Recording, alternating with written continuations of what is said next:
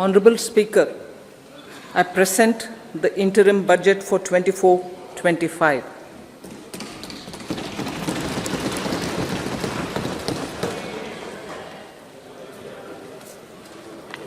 The Indian economy has witnessed profound positive transformation in the last 10 years. The people of India are looking ahead to the future with hope and optimism.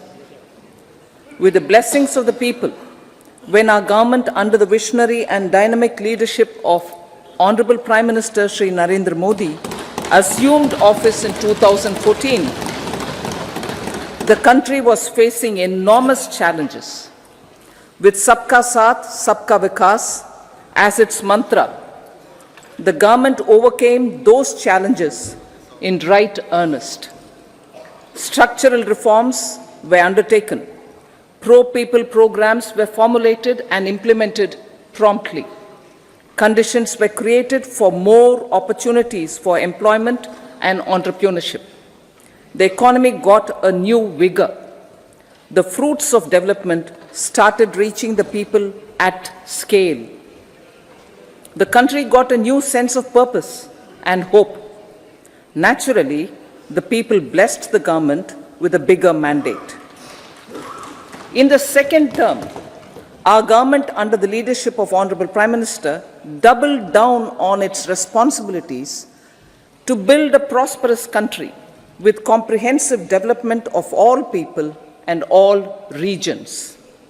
Our government strengthened its mantra to Sabka Saath, Sabka Vikas and Sabka Vishwas. Our development philosophy covered all elements of inclusivity, namely social inclusivity through coverage of all strata of the society, and geographical inclusivity through development of all regions of the country. With the whole of nation approach of Sabka Prayas, the country overcame the challenges of once in a century pandemic, took long strides towards Atmanirbhar Bharat, committed to Panch Pran, and laid solid foundations for the Amrit Kal. As a result, our young country has high aspirations, pride in its present, and hope and confidence for a bright future. We expect that our government, based on its stupendous work, will be blessed again by the people with a resounding mandate. Inclusive development and growth. Our humane and inclusive approach to development is a marked and deliberate departure from the earlier approach of provisioning up to village level. Development programs were thus provisioned. In the last 10 years, however, have targeted each and every household and individual through housing for all, Har Ghar Jal, electricity for all, cooking gas for all, bank accounts and financial services for all in record time. The worries about food have been eliminated through free ration for 80 crore people. Minimum support prices for the produce of Annadata are periodically increased appropriately. These and the provision of basic necessities have enhanced real income in the rural areas. Their economic needs could be addressed, thus spurring growth and generating jobs. Social justice. Our government is working with an approach to development that is all-round, all-pervasive, and all-inclusive. Sarvangin, Sarvasparshi, or Sarvasamaveshi. It covers all castes and people at all levels. We are working to make India a Vikasit Bharat by 2047. For achieving that goal, we need to improve people's capability and empower them. Previously, social justice was mostly a political slogan. For our government, social justice is an effective and necessary governance model. The saturation approach of covering all eligible people is the true and comprehensive achievement of social justice. This is secularism in action, reduces corruption, and prevents nepotism, prevents Bhai Bhatijawad. There is transparency and assurance that benefits are delivered to all eligible people. The resources are distributed fairly. All, regardless of their social standing, get access to opportunities. We are addressing systemic inequalities that had plagued our society. We focus on outcomes and not on outlays, so that the social economic transformation is achieved. As our Prime Minister firmly believes, we need to focus on 4 major castes. They are Garib, Mahilayein, Yuva, and Annadata. Their needs, their aspirations, and their welfare are our highest priority. The country progresses when they progress. All 4 require and receive government support in their quest to better their lives. Their empowerment and well-being will drive the country forward. Garib Kalyan, Desh Ka Kalyan. We believe in empowering the poor. The earlier approach of tackling poverty through entitlements had resulted in very modest outcomes. When the poor became empowered partners in the development process, government's power to assist them also increases manifold.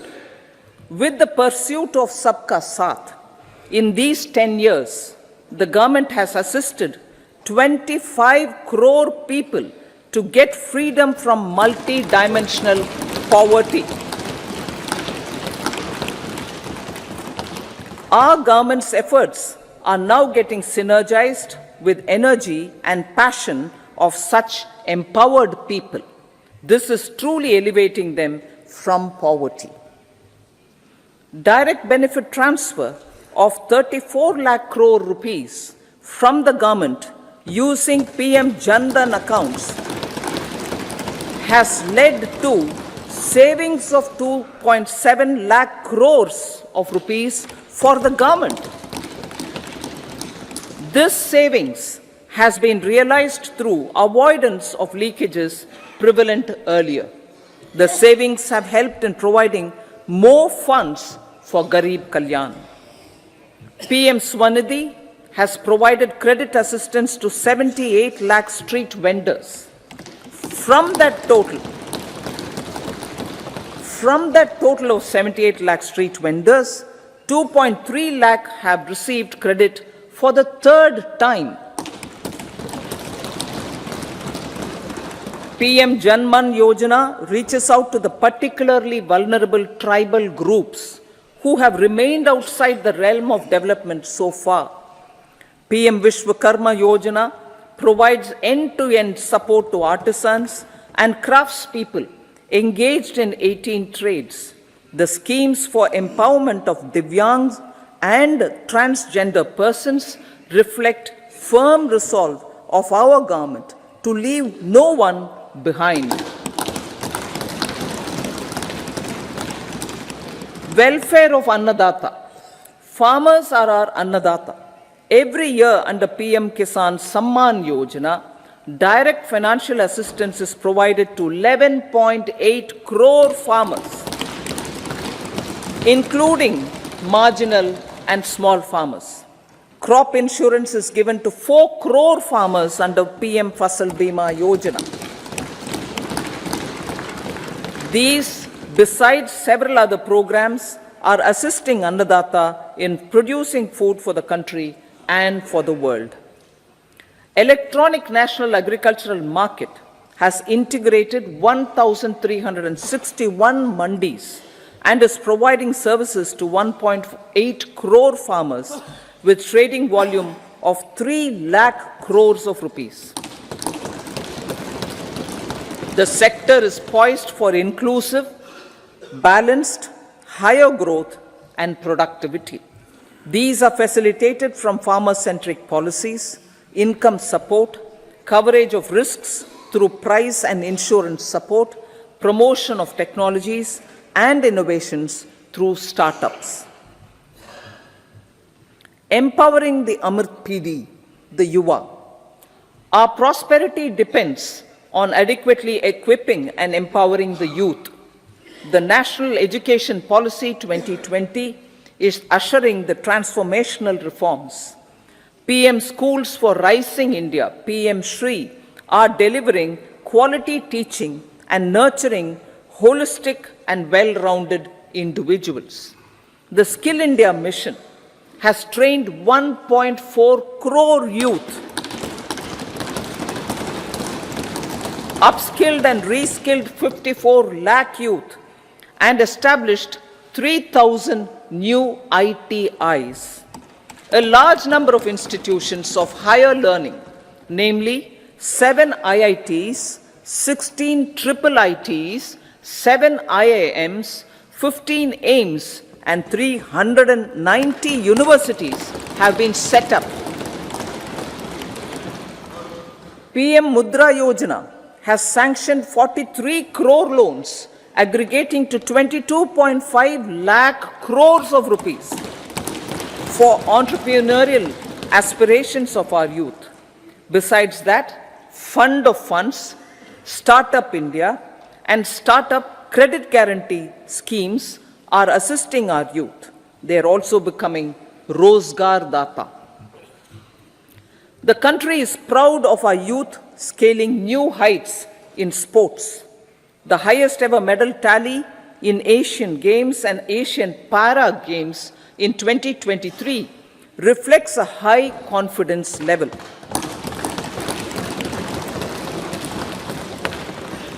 Chess prodigy and our #1 ranked player Pragnananda put up a stiff fight against the reigning world champion Magnus Carlsen in 2023.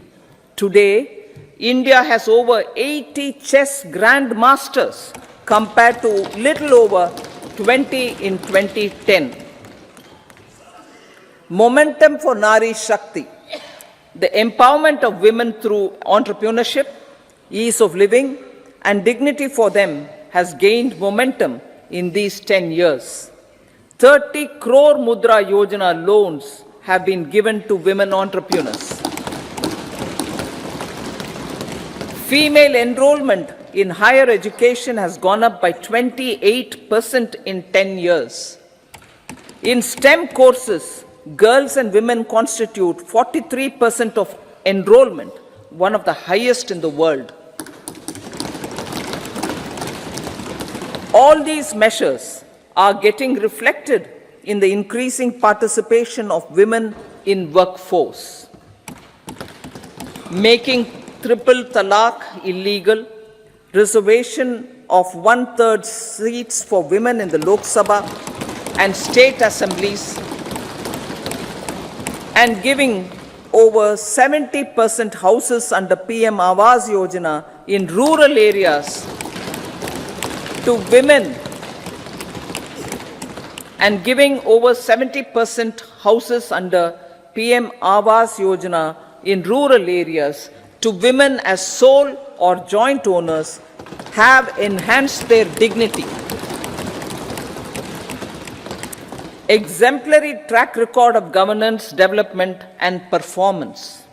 Besides delivering on high growth in terms of gross domestic product, the government is equally focused on a more comprehensive GDP, that is, governance, development, and performance.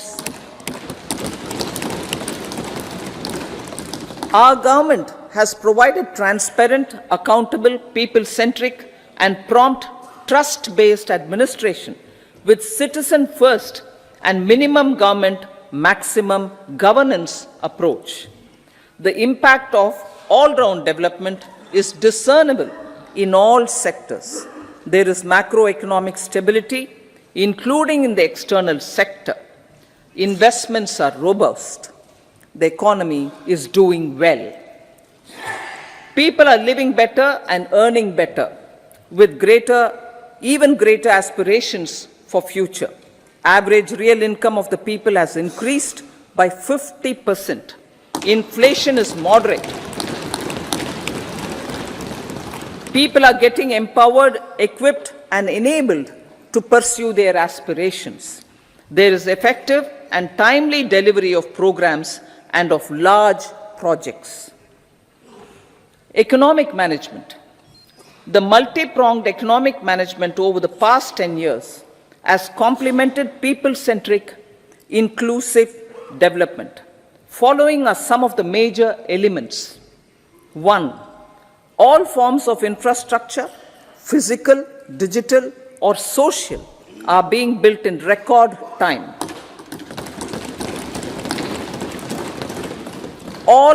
Number 2, all parts of the country are becoming active participants in economic growth.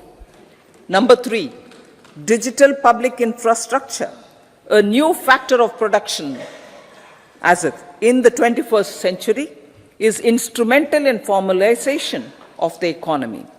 Number 4, goods and services tax has enabled one nation, one market, one tax. Tax reforms have led to deepening and widening of tax base. Number 5, strengthening of the financial sector has helped in making savings, credit, and investments more efficient.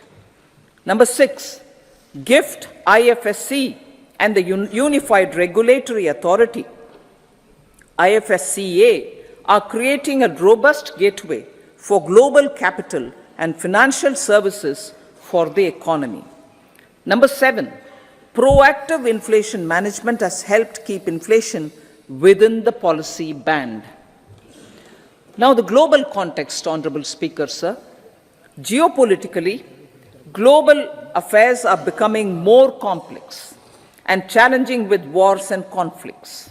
Globalization is being redefined with reshoring and friendshoring, disruption and fragmentation of supply chains, and competition for critical minerals and technologies. A new world order is emerging after the COVID pandemic. India assumed the G20 presidency during very difficult times for the world. The global economy was going through high inflation, high interest rates, low growth, very high public debt, low trade growth, and climate changes. The pandemic has led to a crisis of food, fertilizer, fuel, and finances for the world, while India successfully navigated its way.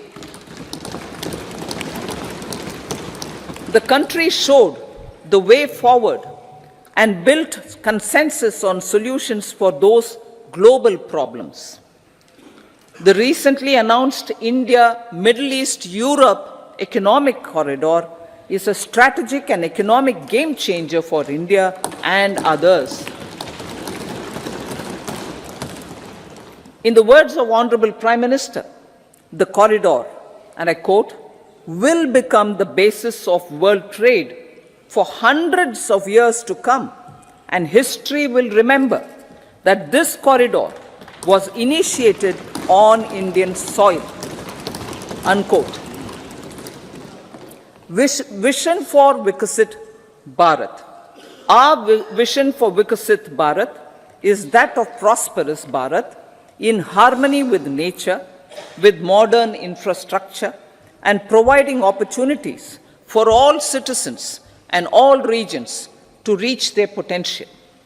With confidence arising from strong and exemplary track record of performance and progress, earning Sabka Vishwas, the next 5 years will be years of unprecedented development and golden moments to realize the dream of developed India by 2047. The trinity of demography, democracy, and diversity, backed by Sabka Prayas, has the potential to fulfill aspirations of every Indian. As Honorable Prime Minister in his Independence Day address to the nation mentioned, I quote, "There is no dearth of opportunities, as many opportunities as we want. The country is capable of creating more opportunities. Sky is the limit," unquote. Strategy for Amrit Kal. Our government will adopt economic policies that foster and sustain growth, facilitate inclusive and sustainable development, improve productivity, create opportunities for all, help them enhance their capabilities, and contribute to generation of resources to power investments and fulfill aspirations. Guided by the principle, reform, perform, and transform, the government will take up next generation reforms and build consensus with the states and stakeholders for effective implementation. It is an important policy priority for our government to ensure timely and adequate finances, relevant technologies, and appropriate training for the micro, small, and medium enterprises, MSMEs, to grow and also compete globally. Orienting the regulatory environment to facilitate their growth will be an important element of this policy mix. Aligning with the Panchamrit goals, our government will facilitate sustaining high and more resource-efficient economic growth. This will work towards energy security in terms of availability, accessibility, and affordability. For meeting the investment needs, our government will prepare the financial sector in terms of size, capacity, skills, and regulatory framework. Aspirational Districts Program. Our government stands ready to assist the states in faster development of aspirational districts and blocks, including generation of ample economic opportunities. Development of the East. Our government will pay utmost attention to make the eastern region and its people a powerful driver of India's growth.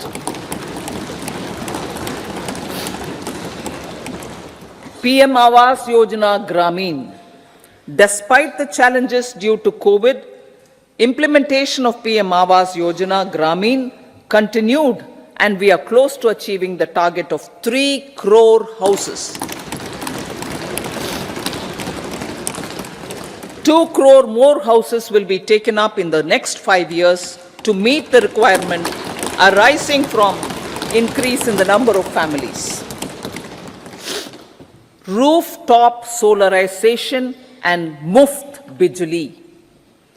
Through rooftop solarization, 1 crore households will be enabled to obtain up to 300 units free electricity every month. This scheme follows the resolve of Honorable Prime Minister on the historic day of consecration of Sri Ram Mandir in Ayodhya. Following benefits are expected. Savings up to 15 to 18,000 rupees annually for households from free solar electricity and selling the surplus to the distribution companies. Charging of electric vehicles. Entrepreneurship opportunities for a large number of vendors for supply and installation. Employment opportunities for the youth with technical skills in manufacturing, installation, and maintenance. Housing for middle class. Our government will launch a scheme to help deserving sections of the middle class, and I quote from Honorable Prime Minister's words, living in rented houses or slums or chawls and unauthorized colonies, unquote, to buy and build to buy or build their own houses. Medical colleges. Several youth are ambitious to get qualified as doctors. They aim to serve our people through improved healthcare services. Our government plans to set up more medical colleges by utilizing the existing hospital infrastructure under various departments. A committee for this purpose will be set up to examine the issues and make relevant recommendations. Cervical cancer vaccination. Our government will encourage vaccination for girls in the age group of 9 to 14 years for prevention of cervical cancer. Maternal and child health care. Various schemes for maternal and child care will be brought under one comprehensive program for synergy in implementation. Upgradation of Anganwadi centers under Saksham Anganwadi and Poshan 2.0 will be expedited for improved nutrition delivery, early childhood care and development. The newly designed U-Win platform for managing immunization and intensified efforts of Mission Indradhanush will be rolled out expeditiously throughout the country. Ayushman Bharat. Healthcare cover under Ayushman Bharat scheme will be extended to all ASHA workers, to all Anganwadi workers and helpers. Agriculture and food processing. The efforts of value addition in agriculture sector and boosting farmers' incomes will be stepped up.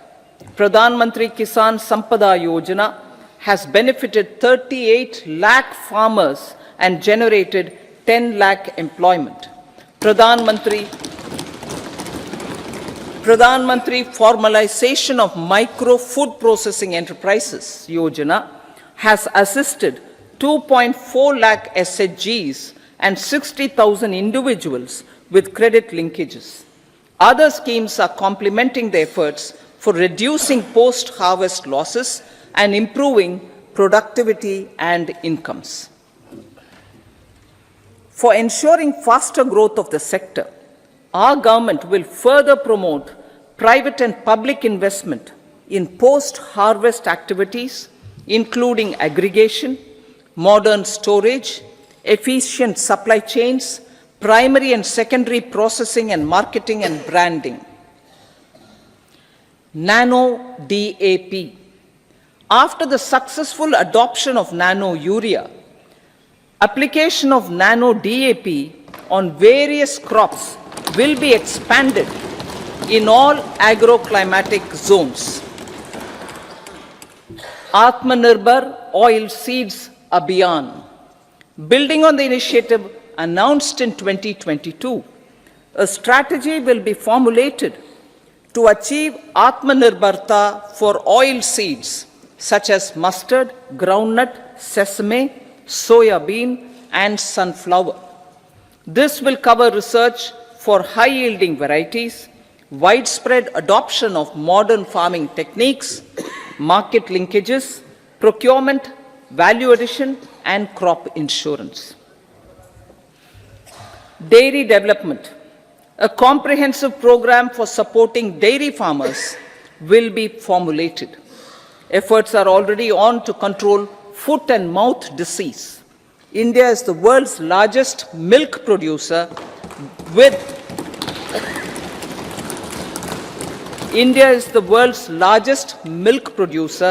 but with low productivity of milch animals.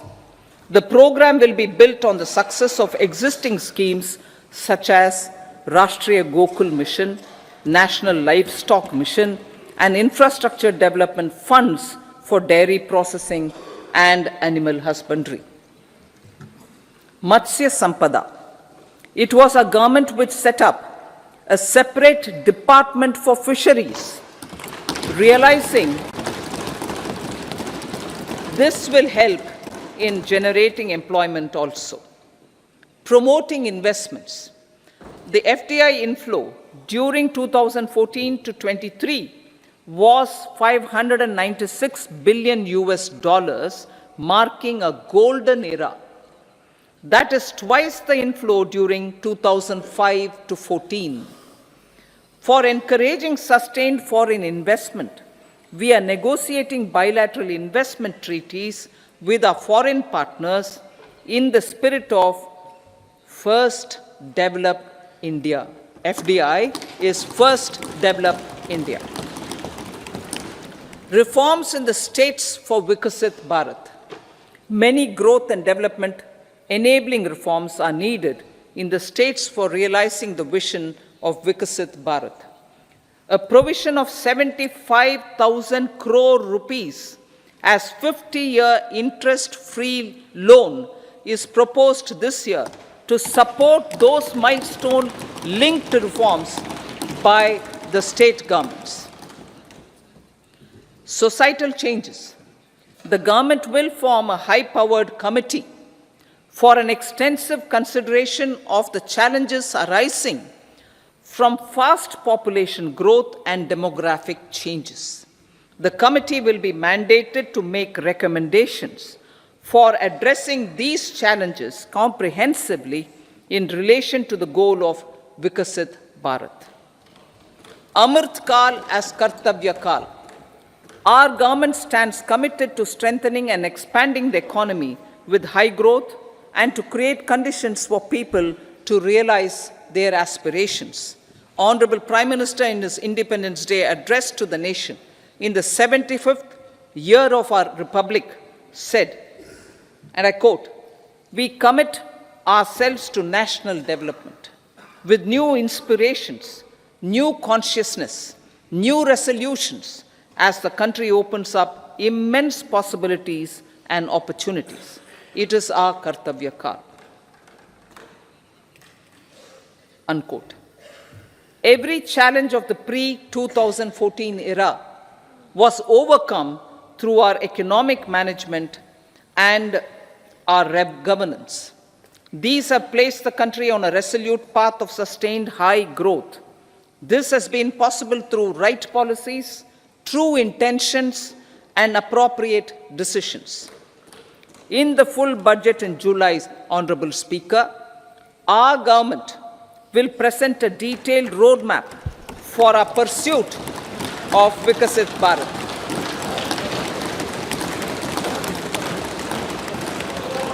Revised estimates. Revised estimates of 2023-24. The revised estimate of the total receipts other than borrowings is 27.56 lakh crores of rupees, of which the tax receipts are 23.24 lakh crore rupees. The revised estimate of total expenditure is 44.90 lakh crore rupees. The revenue receipts at 30.3 lakh crore rupees are expected to be higher than the budget estimate, reflecting strong growth momentum and formalization in the economy. The revised estimate of the fiscal deficit is 5.8% of GDP, improving on the budget estimate, notwithstanding moderation in the nominal growth estimates. Budget estimates for 2024-25. Coming to the year 2024-25, the total receipts other than borrowings and total expenditure are estimated at 30.80 and 47.66 lakh crore rupees respectively. The tax receipts are estimated at 26.02 lakh crore rupees. The scheme of 50-year interest-free loan for capital expenditure to states will be continued this year with an outlay of 1.3 lakh crore rupees. We continue on the path of fiscal consolidation, as announced in my budget speech of 2021-22, to reduce fiscal deficit below 4.5% by 25-26. The fiscal deficit in 2024-25 is estimated to be 5.1% of GDP adhering to that path. So the gross and net market borrowings through dated securities during 24-25 are estimated at 14.13 lakh crore rupees and 11.75 lakh crore respectively. Both will be less than that in 23-24. Now that the private investments are happening at scale, the lower borrowings by the central government will facilitate larger availability of credit for the private sector. Vote on account. I'll be seeking vote on account approval of the Parliament through the appropriation bill for a part of the financial year 2024-25. I will now move to part B. Honorable Speaker, sir, over the last 10 years, the direct tax collections have more than trebled and the return filers swelled 2.4 times. I would like to assure the taxpayers that their contributions have been used wisely for the development of the country and welfare of its people. I appreciate the taxpayers for their continued support. The government has reduced and rationalized tax rates. Under the new tax scheme, there is now no tax liability for taxpayers with income up to 7 lakh rupees, up from 2.2 lakh rupees in the financial year 2013-14. The threshold for presumptive taxation for retail businesses was increased from 2 crores to 3 crores. Similarly, the threshold for professionals eligible for presumptive taxation was increased from 50 lakh rupees to 75 lakh rupees. Also, corporate tax rate was decreased from 30% to 22% for existing domestic companies and to 15% for certain new manufacturing companies. Honorable Speaker, sir, in the last 5 years, our focus has been to improve taxpayer services. The age-old jurisdiction-based assessment system was transformed with the introduction of faceless assessment and appeal, thereby imparting greater efficiency, transparency, and accountability. Introduction of updated income tax returns, a new Form 26AS, and pre-filling of tax returns have made filing of tax returns simpler and easier. Average processing time of returns has been reduced from 93 days in the year 2013-14 to a mere 10 days this year, thereby making refunds faster. Indirect taxation. By unifying the highly fragmented indirect tax regime in India, the GST has reduced the compliance burden on trade and industry. The industry has acknowledged the benefits of GST. According to a recent survey conducted by a leading consulting firm, 94% of industry leaders view the transition to GST as largely positive. According to 80% of the respondents, it has led to supply chain optimization, as elimination of tax arbitrage and octroi has resulted in disbanding of checkposts at the state and city boundaries. At the same time, tax base of GST more than doubled, and the average monthly gross GST collection has almost doubled to 1.66 lakh crores this year. States too have benefited. States' SGST revenue, including compensation released to states in the post-GST period of 2017-18 to 2022-23, has achieved a buoyancy of 1.22. In contrast, the tax buoyancy of state revenues from subsumed taxes in the pre-GST 4-year period of 2012-13 to 2015-16 was a mere 0.72. The biggest beneficiaries are consumers, as reduction in logistic cost and taxes have brought down prices of most goods and services. We have taken a number of steps in customs to facilitate international trade.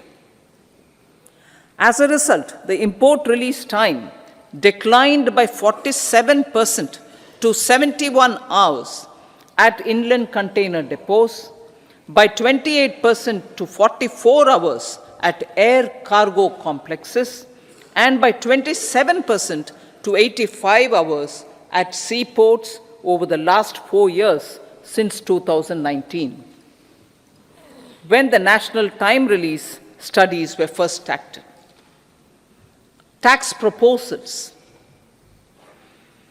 As for tax proposals, in keeping with the convention, I do not propose to make any changes relating to taxation and propose to retain the same tax rates for direct and indirect taxes, including import duties.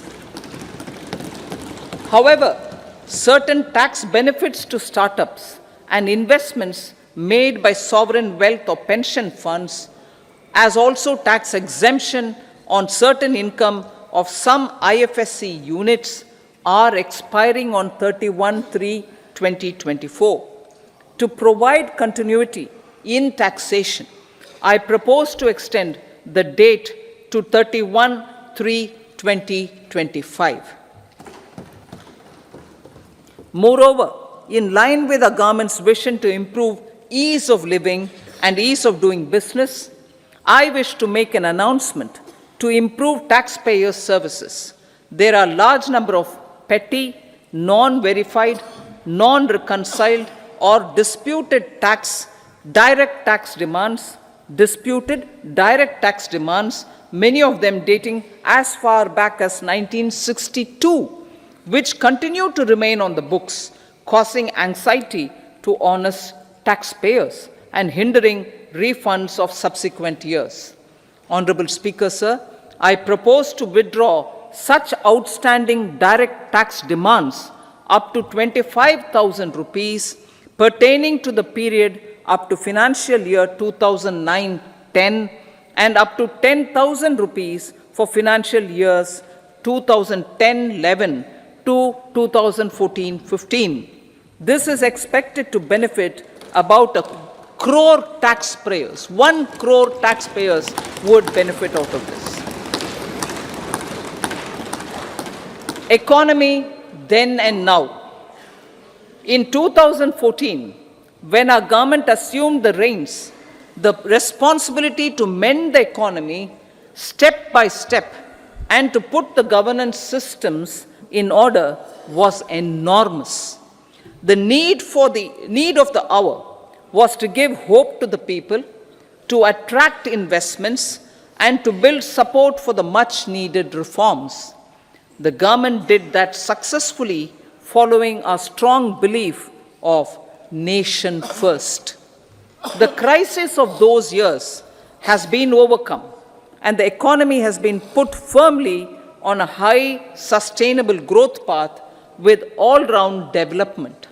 It is now appropriate to look at where we were then. I repeat, it is now appropriate to look at where we were then till 2014 and where we are now, only for the purpose of drawing lessons from the mismanagement of those years. The government will lay a white paper on table of the House.